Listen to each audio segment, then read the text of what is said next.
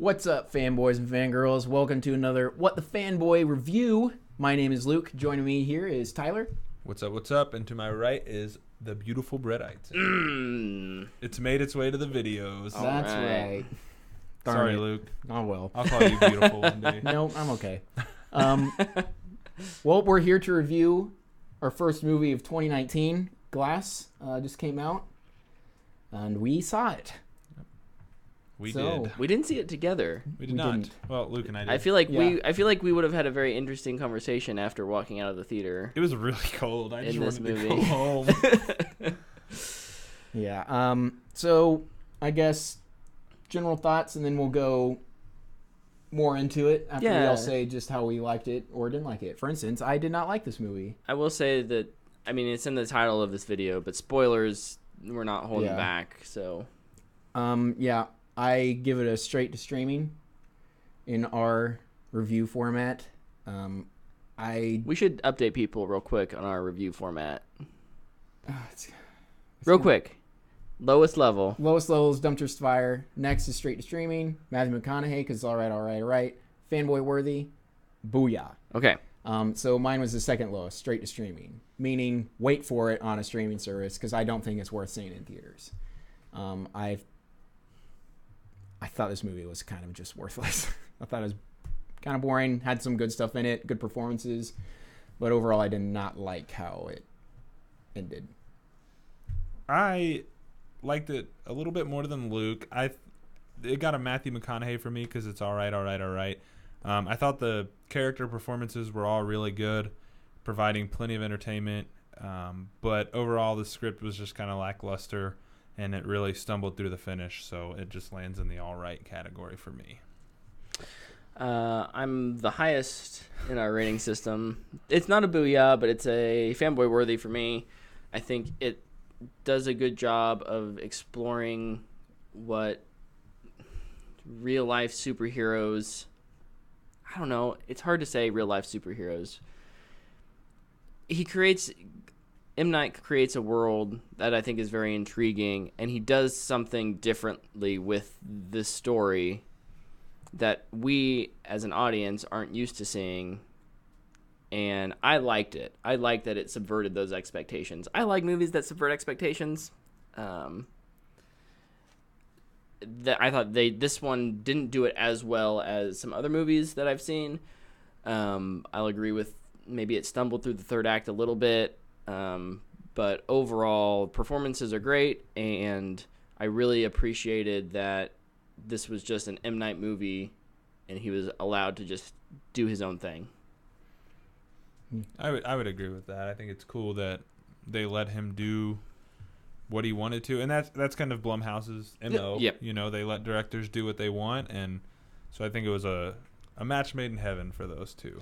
So, should we do some positive negatives, just go into why well, here, how about we do this? Luke, this is obviously divisive and divisive with critics and fans too. On Rotten Tomatoes it's a 36 from critics and it's a 78 from fans. Whoa. I compared that to Last Jedi, which was 91 critics and 45 for fans. The difference is about the same. It's like 3 off. Mm-hmm. So a lot of conflicts out there about, either expectations of this movie. But I'm curious as to why you dislike it and why I like it so much. And then we'll have our voice of reason here in the middle tell us why we're both wrong. One of the reasons I don't like it is I think it's really badly written. I think there's a story in there. I just think what the characters are saying and what they have them do are pretty dumb. Like for instance, Sarah Paulson's character, I don't remember her name.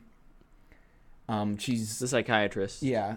She's like, take them to Raven Memorial or whatever. The West Wing of Raven Memorial. I was like, that can be so easily written to not sound bad. And then there's just kind of like there's the part in the second act where she's convincing them that they're not superheroes. And I kind of found that intriguing. I felt like that. I like that part a lot. I didn't really like the scene where she's interviewing them. I felt like it wasn't really well done. But Like I liked all three of them together out in the... It was really long. It felt disjointed too. Yeah. Mm-hmm. But like, I felt like there was something there. Just wasn't. It didn't matter because you get to the third act, and then she's literally like, "Yeah, actually, yeah, superheroes are real, and you're dead."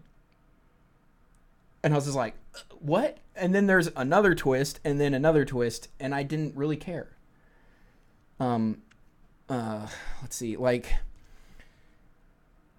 first of all, they're superpowers.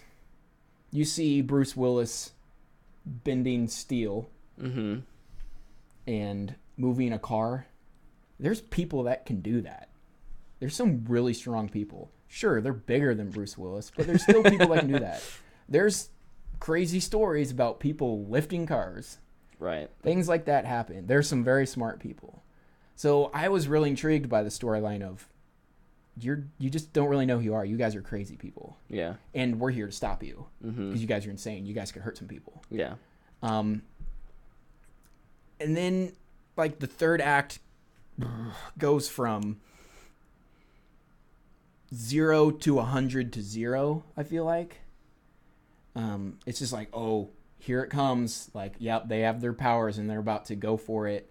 But what's the twist going to be? Like, I knew there was going to be something. Right. And it turns out that she knew they were super powered, but they're there to kill them and stop them.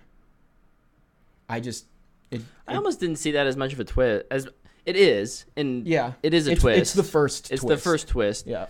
I think at this point, though, my expectations for... I don't know what to expect with M. Night in terms of twist.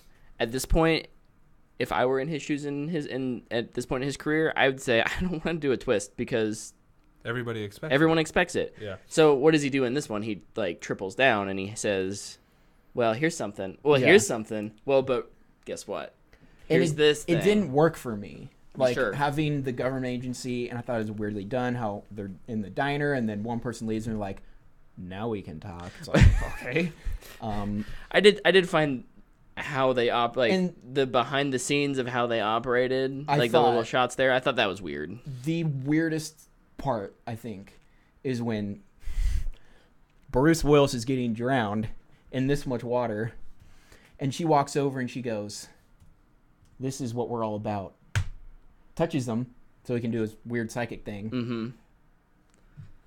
And it's not for him, it's for us. Yeah.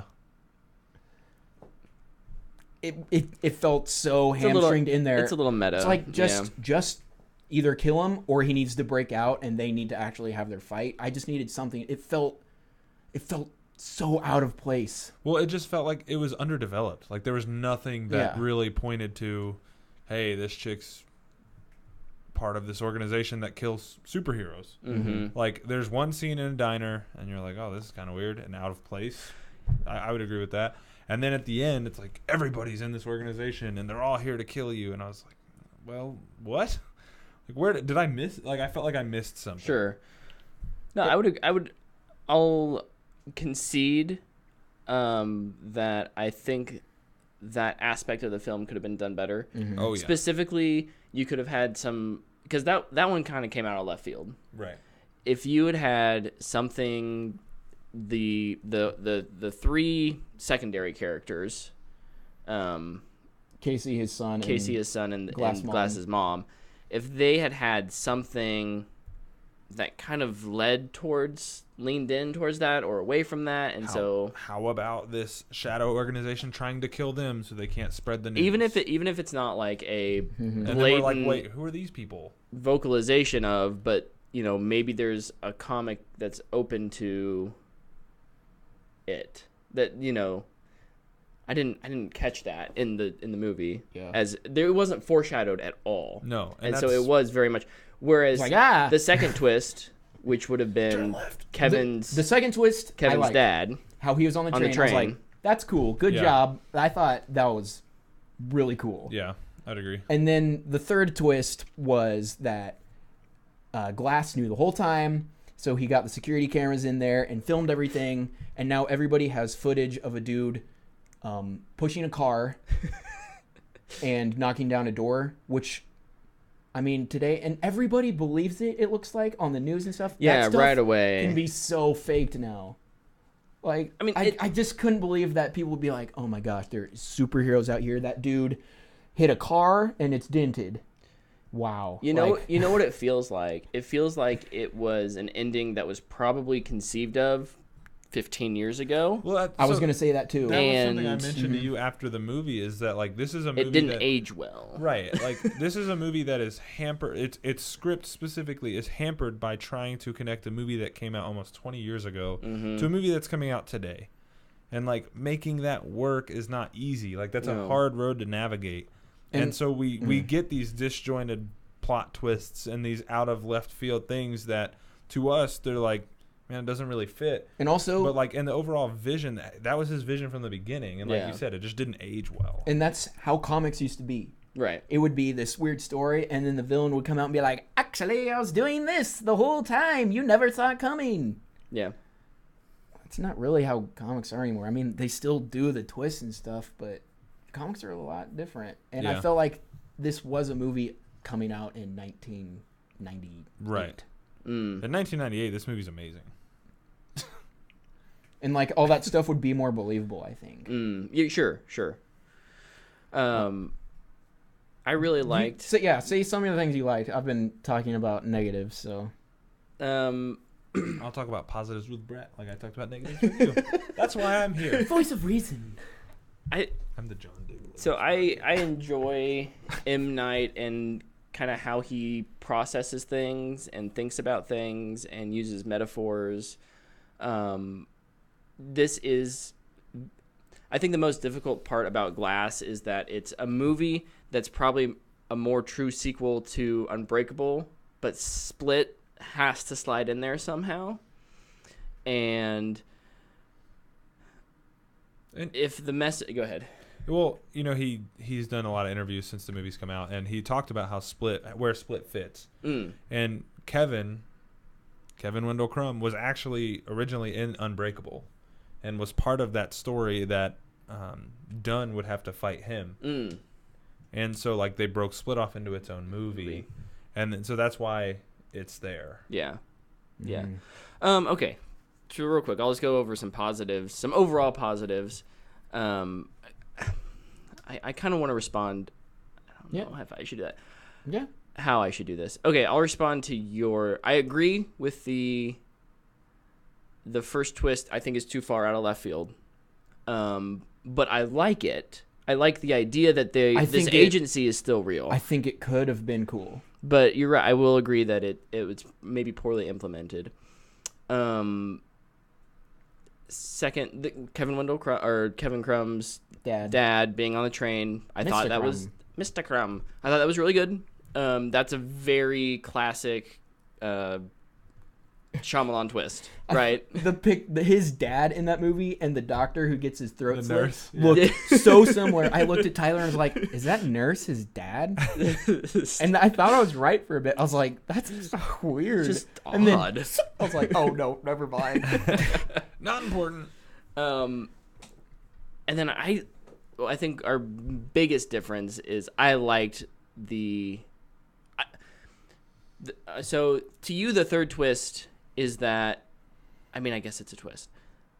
He knew the whole time. He knew the whole time. Glass knew the whole time. I honestly didn't even I mean, it didn't surprise me. But I don't think of that as the third twist. I think the big third twist is that they all die. And that the story's not really about them. And I liked... Their deaths are so stupid. I liked that. Because it wasn't just a... Okay, why is slug them out, superhero, classic... We always talk... I mean, not we. I always talk about how every superhero movie, no matter how powerful everyone is, just ends up in being like a slugfest. And so Bruce Willis and the Beast do a little slugfest, and then it's the normal humans who come in after they're all weakened, and like... Explaining comic books. I'm gonna kill one with a gun. Boom. And Bruce Willis, his weakness really is... I mean... really is water, he can drown. Oh, it's so dumb. I like that because it takes it and it says, I don't know. Maybe I'm just a sucker for not happy endings because that's the way the world works. I don't like Glass with his, like, he gets hit. I understand he died, but it's just like, and then he has the weird conversation about limited editions and origin stories, and I was like, is this an origin story for the Lucky Charms people? Like, the Shamrock, sorry. I get it. Because I don't care about them because I don't know any about them. So it's not a good origin story if it's for them. For Bruce Willis's death, I think you can make that a little more exciting than just, I'm going to hold your head here. Yeah, you need to talk to this lady? Okay, now I'm going to hold your head here. You're strong. Like, try and kick him, fight back. He's just like, I don't know how. Maybe it's because they never really explain why water is bad for him. They show him getting bullied in a pool and he almost dies. But why is it a weakness? Nobody can breathe underwater. Yeah, my weakness is water too. If I don't come up for air, I'm going to die. I think it's more the mental part, though, of, like, he freaks has, out, like, right? PTSD. So, like, when he gets submerged in water, he starts to panic.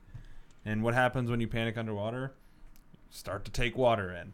And so I think it's just a way of, like, that's their way of showing, like, he struggles with that. It's post-traumatic stress for him. So when they put him in a water situation, like, even just, he basically gets a shower. Yeah. Right? You know, in his room if he tries to do anything. Just a shower. Does he shower, though? Like, at home? I don't know. Yeah. I mean, I think or does he get in the shower and he's like... It's never actually shown on screen, but I think the water pressure is pretty extreme in his cell. But I definitely think it's a mental thing for him that he just can't. He starts to panic and can't. When you panic, your motor skills go away. Yeah. So I think that's more what they're going for. So I thought it was super lame. I was just really expecting somebody was going to do something. I thought like Kevin was about to wake up and about to go ham on people. Ham sandwich? Yeah, like start whacking people. Like the Beast was going to come out full force and protect him. Because I never really felt like their superpowers were superpowers. So I thought like somebody was about to go Super Saiyan. Not full. I kind of think it's like the Beast explained. It's like that next step in human evolution. And evolution is something that takes time. And they're small changes.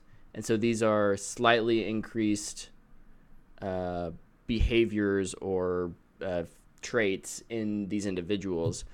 The universe, the big actual superhero universe that I was thinking of when I came out of this movie was, wow, this was like the genesis of this would be a good like origin story when he talks about it being an origin story to like a X-Men movie. Like not a like 2 years later, but like 10 years later after we, people have acknowledged that they have these things, gene, right? And it's a little more realistic, other than just like, here, Captain America, take a super serum.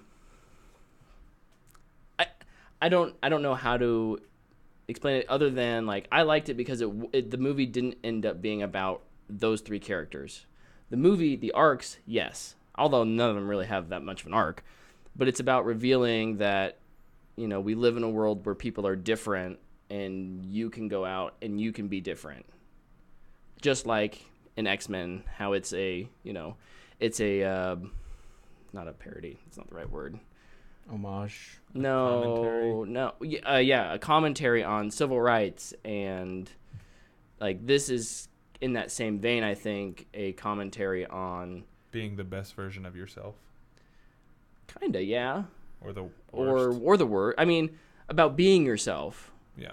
And whether that's good or bad is ultimately up to you and who you surround yourself with. Kevin ended up being the best version of himself when he accepted the love from Casey.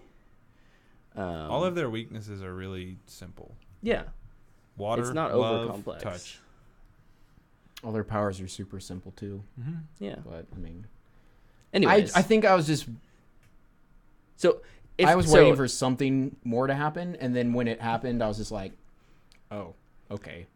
And it didn't work for me. So they set it up, and I was kind of off the boat for a little while when it was kind of just when you realize that they're not leaving the front lawn, right? Yeah. Because I was ready for them to go to that tower. Like they set that up. Blumhouse. Yeah. So that's one of my points. That. The third act really reveals the Blumhouse budget, right? And I think it hurts the movie a lot in that. I think it hurts it too. Regard. If you don't, it's clever for the plot's sake because Glass, in the end, the big twist is that oh no, he made it look like they were going to go there. Right. In reality, I actually think that would have been probably way a cooler stage and a better stage for what he was trying to people prove. would have seen it in real life instead of seeing it on Twitter. Right. Like, oh, look at this dude move a car. Like, oh my gosh, that dude just lifted a car. Yeah. And but yeah, it's budget. And that's a budget problem. It's also appropriate to our society today. Yeah. We do everything on our phones. Mm-hmm. So that's I true. get it. That's true. But I agree. I think that the Blumhouse budget, it's actually like a great way to put that, is definitely revealed in that scene. And I think it hurts the movie the most because we spend so much time at this asylum and it's really not that entertaining when they're there. Yeah. Mm-hmm. The beginning, It needed fantastic. I was going to say the first couple scenes, dude, yes. amazing. And as soon as they get to the and I even enjoyed most of the stuff inside the asylum. I didn't hate it, but they needed one more set piece. Yeah. Yep. And they didn't have that. They didn't have it. That being said, there are some things I do really like that I just want to emphasize. Yeah. McAvoy, great. like if you like him in Split, he's better on in another this. level. He's better in this. The one cut scene of him switching through like 4 Yeah. personalities where they never leave the camera like off of his face. Ugh, and I think insane. I think all the performances are good. I don't think any of them are bad. Some are definitely better than others. Like his son wasn't Wasn't bad, but he's not really good. Yeah. I think it's like the first movie he's done since Unbreakable. Which is really cool that they got the same actor. Yeah. I think Anya Taylor-Joy, Sarah Paulson, and no, there's no other one. Okay, those two, I think they were good. I think the material they were given wasn't. Yeah. Like I think some of it was kind of weird. Bruce Willis and Samuel L. Jackson, I think, are good. Yeah. They're not given enough though to truly explore their characters. Mm-hmm. So I don't really know if Bruce Willis was like, nah, I'm here for the paycheck. Right. Yeah. But I feel like Bruce Willis's attitude probably in this movie was, I've got like 2 days of like hard filming for the beginning of the movie, and then the rest is just I get to be myself. You can put on my poncho. Yeah, and then I hang out and do. I don't really talk. Do I just ADR work. Yeah. Grunting and groaning. But yeah, I think I'm gonna agree with you. I won't go over all the actors, but James, fantastic. I think between this and Split, he deserves an Oscar. Dude is on another level in these movies. He deserved it for Split. He definitely deserves it for Glass. Yeah, he won't get it. Probably, and the problem is the movie just isn't good enough. Yeah. To get that recognition, especially after the critic reviews came out. Yeah. So no matter what, the critics don't feel like he did well enough to save the movie. Yeah. Mm-hmm. That's unfair criticism to him, but that's the world we live in. Yep. And kind of another thing, like, just for a con, I just let the Shamhammer write his movie. Definitely let him do it. I'm definitely okay with him doing whatever he wants to do. I mean, it didn't work for me. I'm okay with that. Mm-hmm. I've moved on. But somebody just needs to look at his script to make sure what he's... Like, the lines are good. Yeah. It's a little bit I don't know if anybody did that on this movie or not. It's a little bit like in the original Star Wars. George Lucas had 2 people. One may have been his wife, and then I think he had someone else who, like, he completely trusted to make changes. And so while Star Wars was very much still his vision, there were extensive script changes based on those 2 people, and he M. Night just needs to find someone. I agree that find someone to he look can at trust it, and to if be you want to honest ignore with it, him. just ignore him. Yeah, But you can still listen to someone and be like, Right. actually, people don't really talk like that. Why don't you use this line instead? Oh, Right. okay. Yeah. I'd agree. Yeah, there's some sketchy dialogue for sure. yeah. But no, I think there's some good and some bad, and there is some good. There was still quite a few things I enjoyed. Just the overarching. I movie think did not there's work a for me. lot of good. McAvoy. Just But we can't say it enough. straight to streaming for me. All right for me. Yeah, it's still fanboy worthy for me. I Even didn't after the convince him. conversation, No. I think that it's a wonderful. I'll give my little outro here. Do it. I think Glass is a wonderful movie about finding the hero inside of us. Don't be silenced by the people in the world who are in power, who want to silence you. Believe in yourself and help others believe in themselves. The idea that love can heal those who are even the most broken when they don't believe in themselves, I think is a strong theme that carries through. And I really love the world at the end of this movie where it's at. Mm-hmm. So, Sweet. All right. Well, thanks for watching, everybody. did you agree with us? Did you agree with me? Or did me. you with Luke? Are you right here with me in the middle? Yeah, you're Going- probably the logical one. Anyways, let us know in the comments. Yep. Um, Comment. Subscribe. we've got like. a YouTube show Yeah. / podcast We go live. every Monday night, 8 Yeah. p.m. right here on YouTube. Yep. If you can't watch it then, you can obviously watch it whenever you want. Or Audio versions Audio on versions. iTunes, SoundCloud, Google Play. Google Play getting the call out. And then we play some video games together Friday almost nights. once a week on Friday nights Man, over we're on always Mixer. doing stuff. You can find us on social media. Oh, they're all on the bottom here. I updated the graphics this week. What? Look, they're all right there. Oh, I should add Mixer on there because that's where we play We games. do need to add Mixer. Mm. Thanks for watching. Bye-bye. See you, everybody.